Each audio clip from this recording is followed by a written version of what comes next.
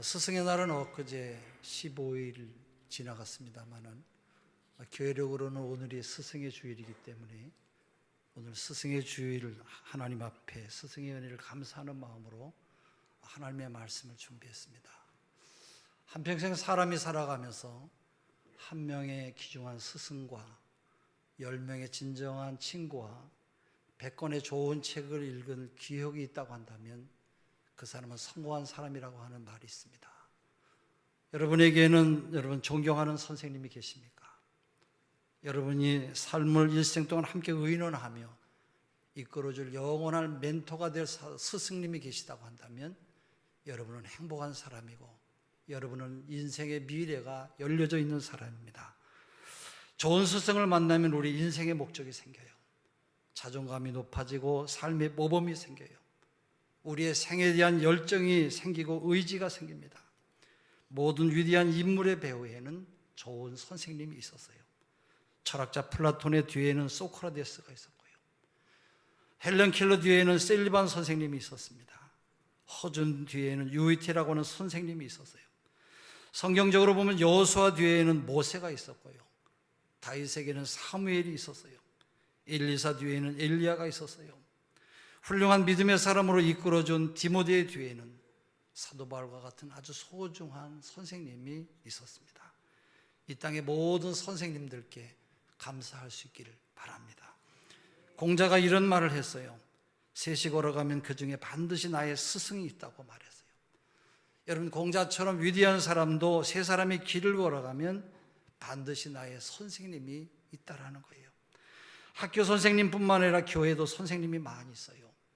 교회 학교 교사, 구역장, 지역장, 목사님도 선생님이에요. 또 집에도 선생님이 있어요. 우리 아버지와 어머니가 우리들의 선생님이에요. 특별히 교회 학교에서 수고하는 주일학교 교사들은 우리 자녀들의 영혼을 치료해 주시는 아주 귀한 선생님들이에요. 우리 사회에 필요한 것은 좋은 스승과 좋은 제자예요. 요즘 신세대는 지식이 넘치고 학력도 아주 높고 여러 가지 배경도 아주 좋습니다만 안타깝게도 삶의 기본적인 것을 갖추지 못하고 부실한 것은 좋은 선생님이 없어서 그런 것입니다. 좋은 선생님은 저절로 만들어지지 않습니다. 좋은 선생님이 되려면 스승된 자의 개인적인 노력이 필요해요. 또한 따르는 사람들의 존경심도 필요한 것이에요. 좋은 선생님을 좋은 스승으로 존경할 수 있기를 바랍니다. 또한 우리가 좋은 스승이 되어서 좋은 제자를 많이 만들어내고 좋은 사회가 되도록 우리 모두가 심혈을 기울여야 될 것입니다. 좋은 스승과 좋은 제자가 많은 사회는 희망이 있는 사회예요. 그러한 나라가 살맛 나는 사회이고 그러한 나라가 부흥하고 성장하는 나라인 것이에요. 하나님께서 우리들에게 귀한 선생님들을 주셨어요. 하나님을 사랑하고 이웃을 사랑하고 자기 자신을 사랑하고 자연을 사랑하면서 풍성한 인생을 살기를 원하시기 때문에 우리는 그 하나님 앞에 감사를 드려야 할 것입니다. 이렇게 많은 선생님들로부터 잘 배우고 성장해서 우리 모두가 이 땅에서 사는 동안 바로 하나님 앞에서 행복한 삶을 살아야 될 것이에요. 여러분, 스승은 어떤 사람입니까? 길을 찾지 못하는 사람에게 길을 찾아주고 잘못된 인생의 본분과 삶을 잘 되도록 가르쳐 주시는 분이 선생님이세요. 이 땅에서는 부모님이 최고의 선생님이세요. 우리들은 어렸을 때 신발끈을 매는 법도 몰랐고 숟가락질, 젓가락질 하는 법도 몰랐어요. 어머니, 아버지께서 그것들을 일일이 우리에게 다 가르쳐 주셨어요. 또 우리의 부모님은 여러분 모든 지식과 또 일상적인 지혜를 우리들에게 가르쳐 주셨어요. 그래서 우리는 부모님께 감사를 드려야 돼요. 우리들이 알고 있는 대부분의 것들이 다 보면 부모님들로부터 배운 것이에요. 자녀들에게 가장 훌륭한 선생님은 학교 선생님이나 교회 선생님이 아니라 우리의 부모님들입니다. 영국의 어떤 신문사가 영국 수상을 지낸 처칠을 가르친 선생님들을 조사했어요. 위대한 스승을, 유인을 만든 스승이라고 하는 제목으로 기사를 냈습니다. 선생님이 제자들에게 주었던 교훈이나 가르침을 신문에 내서 많은 사람들이 글을 읽고 교훈을 받았다고 격려를 하고 힘을 주었는데 그때 이 기사를 읽은 처칠 경도 이것을 읽은 다음에 신문사에 이런 메모를 보냈다고 그래요. 귀 신문사의 조사에 감사한 마음과 함께 심심한 치하를 보냅니다. 그러나 나의 가장 중요한 스승 한 분을 빠뜨렸습니다. 그분은 바로 나의 어머니십니다. 나는 유치원부터 대학까지 많은 선생님을 만났고 많은 교수로부터 교육을 받았습니다. 그러나 그것은 그렇게 중요하지 않습니다. 나의 나됨에 결정적인 역할을 해주신 분은 바로 나의 어머니십니다. 선생님들은 내게 지식을 주었습니다. 그러나 나의 어머님은 나에게 사람 됨됨이를 가르쳐 주셨습니다. 선생님들은 자기 나름대로의 뜻이 있어서 교육을 했습니다마는 우리 어머니만은 진정으로 나를 사랑으로 가르치신 최고의 교육자이십니다. 오늘 우리 어머님 때문에 내가 이 자리에 있게 된 것이라는 것이에요.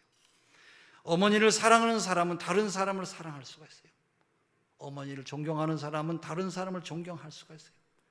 어머니의 은혜를 아는 사람은 남들의 도움을 고마워할 수가 있어요.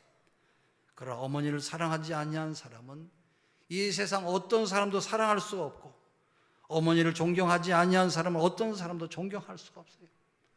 어머니와의 관계는 세상 모든 사람과의 관계를 시작하는 출발이기 때문에 그래요.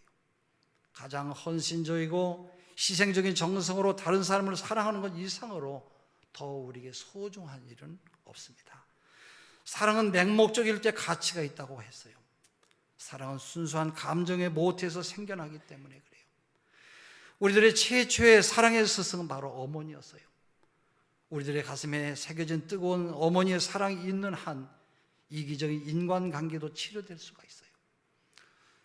우리나라는 남다르게 교육열이 아주 높아서 돈은 없고 자녀는 가르쳐야 되겠고, 그래서 옛날에는 소를 팔아서 자녀를 학교에 보낼 정도로 자녀의 교육에 대한 기대와 열망이 아주 높았어요. 그래서 우리나라의 대학을 옛날에 어른들은 우골대학이라고 그랬어요. 소를 키워서 팔아서 가르쳤다고 해서 우골대학이라고 그랬어요. 그 정도로 우리 조상들은 자녀 교육을 위해서 애를 많이 썼어요. 이것은 옛날이나 오늘도 마찬가지예요. 지금도 부모의 전 재산을 팔아서라도 자녀를 가르치고자 하는 열심은 아주 큽니다. 그래서 우리나라에서 근래에 사교육비로 들어간 돈이 27조 원 정도 들어간다고 그래요. 여러분, 학교에만 돈을 내는 것이 아니라 학원 공부, 과외 공부, 언어 공부, 태권도 공부, 컴퓨터 공부한 학생들도 보통 힘든 게 아니에요. 그래도 우리 조상들이 이렇게 자녀를 키우는 이유는 공부만 잘 시켜놓으면 고생하지 아니하고 돈도 잘 벌고 장가도 잘 가고 부모님에게도 영광이 되고 노후에도 큰 기쁨이 되고 자녀를 통해서 내게 복이 되기 때문에 그래요. 좋은 직장을 얻지요. 시골에서 이제 힘든 농사일 하지 아니하고 도시 가서 살지요. 지성인이 됩니다. 공부를 시켜놓으면 농사 짓는 사람하고는 생각이 달라지고 말이 달라져요. 얼굴도 다르고 모습도 다르고 옷도 다르고 다 달라지는 것이에요. 의젓하고 멋있고 태연하고 담대하고 우아하고 이 모든 것이 바로 교육을 통해서 오는 것이에요. 또한 사회 지도자가 됩니다. 훌륭한 일들을 하지요. 면장도 되고 군수도 되고 학교 선생님도 되고, 그러니 누가 공부를 안 시키겠습니까? 어떻게 하든지 공부를 시키려고 힘쓰는 것이에요. 일거양득이 아니라 일거백득이 되고, 마치 자녀를 잘 가르쳐 놓으면 땅 짓고 헤엄치게 해요. 여러분, 큰 복을 받는 복바가지가 되는 것이에요. 그러나 오늘의 학교는 옛날의 학교가 아니에요. 오늘의 우리의 자녀는 그런 옛날의 자녀들이 아니었어요. 오늘 우리의 교육은 그런 기대를 가지고 자녀를 교육시킬 수 없는 교육의 위기에 와 있어요. 계속해서 해마다 신문의 특집으로 연재하는 우리의 교실은 무너졌다. 교육은 위기에 처해 있고 더 이상 갈 수 없는 이런 시점에까지 우리의 교육이 와 있다고 언론은 계속해서 보도를 하고 있어요. 뭐 중고등학생들이 이제 초등학생들까지 술 먹는다, 담배 피운다고 하는 말은 이런 아무런 문제가 되질 않아요. 음란 비디오를 본다, 이런 것도 여러분 아무런 문제가 되질 않아요. 지난해 경찰에 신고한 학생들이 학교를 뛰쳐나간 학생만 12만 명이라고 그래요. 부모들이 내 아이 좀 찾아주세요. 내 아이가 어디 가는지 모르겠습니다. 여러분, 이런 학생만 12만 명. 이렇게 좁고 이렇게 이런 조그만 땅에서 방황하는 학생들이 얼마나 많이 있는지 몰라요. 또 학생들이 얼마나 또 여러분 무서운지 모르겠어요. 선생님을 향해서 막 달려들고요.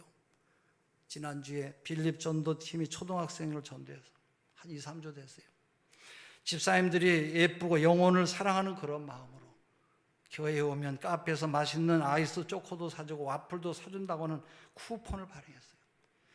그래서 학생들의 영혼을 사랑하는 순수한 마음으로 자기 돈을 들여서 나눠줬는데 아이들이 한 7, 8명이 쭉 서가지고 선생님이 이제 얘들의 끈을 놓치지 않기 위해서 얘들에게 너의 주 전화번호가 몇 번이냐, 너 어디 학교 다니냐, 자연히 시간이 걸리지요. 근데 그걸 참지 못해가지고 왜 빨리 안 준다고 하든지 왜 안 내놓냐는 거예요. 빨리 달라는 거예요. 5분을 기다리지 못하고 뒤에서 줄을 서 있던 어떤 학생이 야야야 빨리 경찰에 신고해래. 빨리 경찰에 신고해서 우리 다 일로 납치되었으니까 빨리 신고해서. 이런 교회가 어딨냐고 막 그러는 거예요. 막말도 서슴지 않냐고 막 분풀해대면서 참지를 못하는 거예요.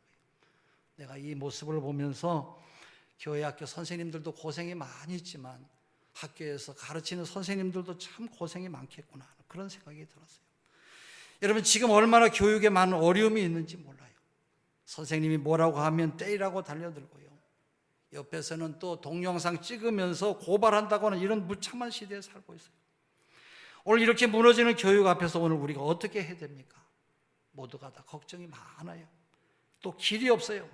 그러면 어떻게 해야 되느냐? 온 세계 교육이 다 그런 것은 아니에요. 우리나라가 오늘 서양 교육을 받아들인 역사는 아주 짧습니다. 우리나라의 학교들은 거의 다 선교사들이 와서 세웠는데 이화여대, 연세대, 숭실대 이런 대학들은 모두가 다 선교사들이 와서 세웠어요.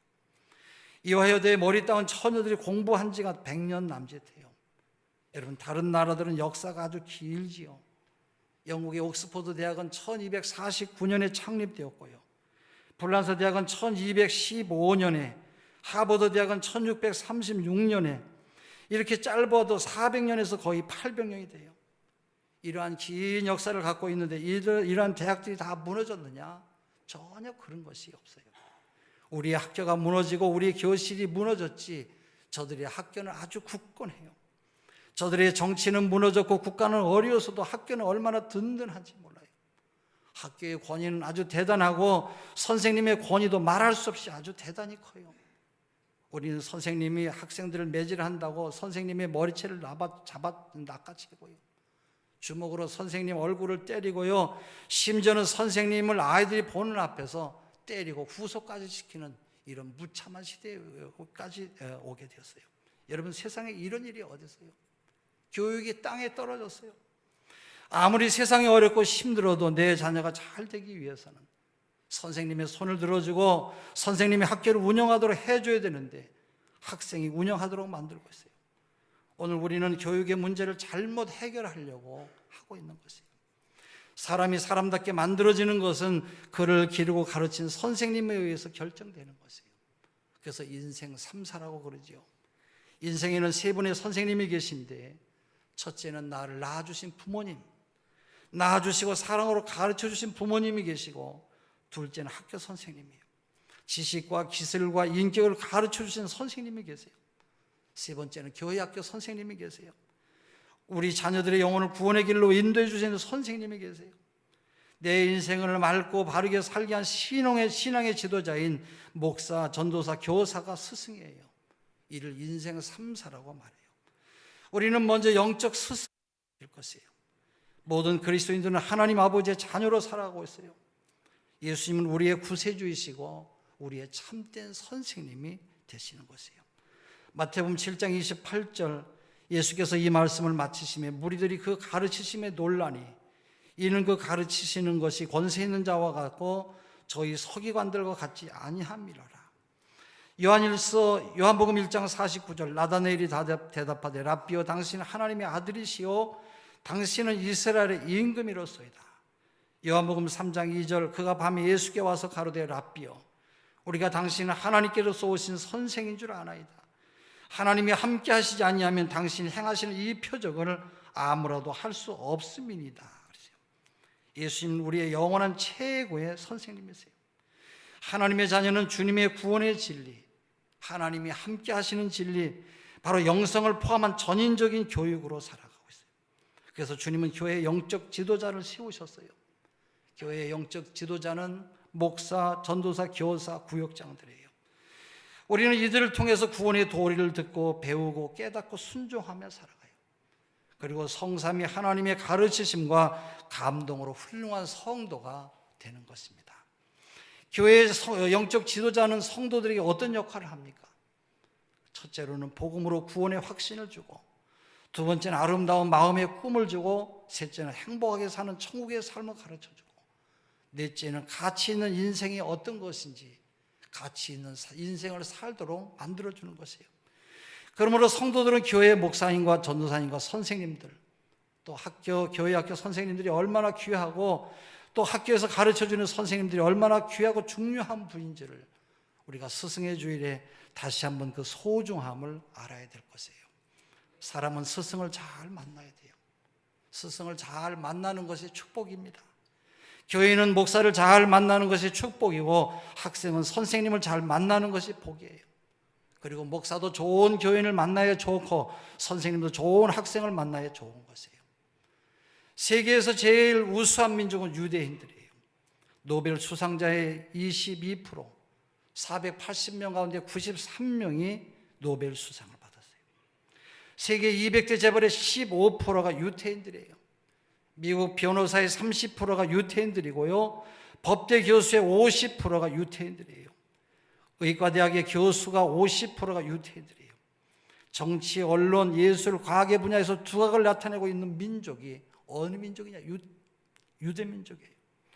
어떻게 소수민족인 유대인들이 이처럼 큰 두각을 나타낼 수가 있습니까? 그 대답은 바로 교육이에요. 유대인은 부모님의 신앙교육과 선생님의 전문가 교육, 랍비 신앙교육이 살아있기 때문에 그래요. 유대인들은 그래서 교육을 아주 소중하게 생각하고, 교육의 주체가 되는 부모님과 선생님과 랍비들은 각자의 사명을 다하면서 자녀들은 이들을 존경하는 그런 민족이에요.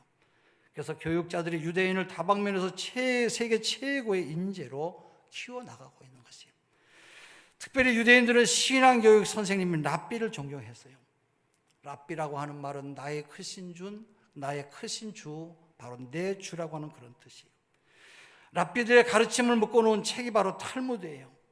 탈무드는 자녀를 가르치는 교과서이고 인생 상담서예요.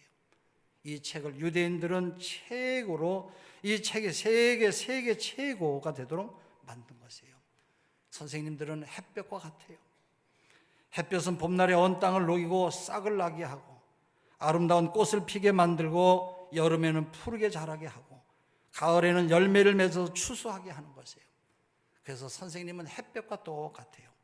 그러므로 우리는 선생님을 마음으로부터 존경하고 감사하며 잘 따르고 배워야 될 것이에요. 예수님은 제자들의 발을 씻어주시면서 요한복음 13장 14절에 뭐라고 하셨습니까? 내가 주와 선생이 되어 너희 발을 씻겼으니 너희도 서로 발을 씻기는 것이 옳으니라. 내가 너희에게 행한 것 같이 너희도 행하게 하려 하여 본을 보였노라. 그러시면서 친히 제자들의 발을 씻겨주셨어요. 섬김의 본과 겸손의 본을 예수님이 제자들에게 보여주셨어요. 예수님 마지막에는 십자가에 못 박혀 죽으심으로 죄인들에게 영원한 영생의 생명을 주셨어요. 예수 그리스도는 우리의 영원한 생명의 은인이시고 참 진리를 가르쳐 주시는 대스승이 되시는 것이에요.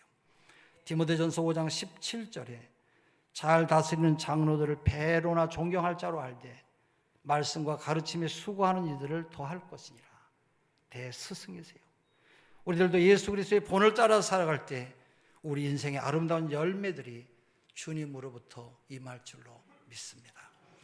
디모데전서 5장 17절 잘 다스리는 장로들을 배나 존경할 자로 알되 말씀과 가르침에 수고하는 이들을 더할 것이니라. 잘 섬기고 다스리는 장로라고 하면 신앙적인 모범을 보여주고 사람들에게 표범이 되는 그런 신앙을 말하는 것이에요. 장로는 두 가지가 있어요. 가르치는 장로와 교회 행정과 사무를 돌보는 장로가 있어요. 교회 내에 이러한 귀한 신앙의 아름다운 모습을 보여주는 귀감이 많은 그런 어른들이 많은 교회는 그 교회는 참으로 복이 있는 교회인 것이에요. 요한복음 10장에는 세 종류의 지도자가 나옵니다. 그 첫째는 강도와 절도 같은 그런 지도자예요. 자신의 지위를 이용하여 치부하고 권력을 남용하고 일신과 일가의 이익만 도모하는 사람이에요. 모든 일을 자기 중심으로 이해하고 다스리는 그런 지도자예요. 그런가 하면 둘째는 사꾼과 같은 그런 지도자가 있어요. 복음을 위해서, 주님의 교회를 위해서 성실하게 섬기며 일하는 사람이 아니란 나의 육신과 정욕을 위해서만 일하는 지도자예요. 품삯을 받는 만큼, 대접을 받는 만큼만 일하는 사람이에요. 그런 사람들은 항상 자기 계산을 따라서 움직이는 그런 사람이에요. 그런가 하면 희생과 헌신을 통해서 주님의 교회를 섬기고 봉사하는 지도자가 있어요. 주님의 교회를 위하여 자신의 삶을 다 바쳐서 희생하고 헌신하는 사람이에요. 자신의 안일함을 버리고 공동체를 위하여 자신의 삶을 불태우며 주님의 뜻을 이 땅에 이루기 위해서 애쓰는 그런 사람이에요. 이런 지도자가 많이 있는 교회는 복된 교회예요. 여러분, 교회를 잘 섬기고 신앙적인 귀감을 보여주는 어른들을 존경하고 귀하게 여기시는 여러분 되시기를 바랍니다. 좋은 신앙적인 영향력을 끼치는 지도자가 있는 교회는 분열이 일어나질 않아요.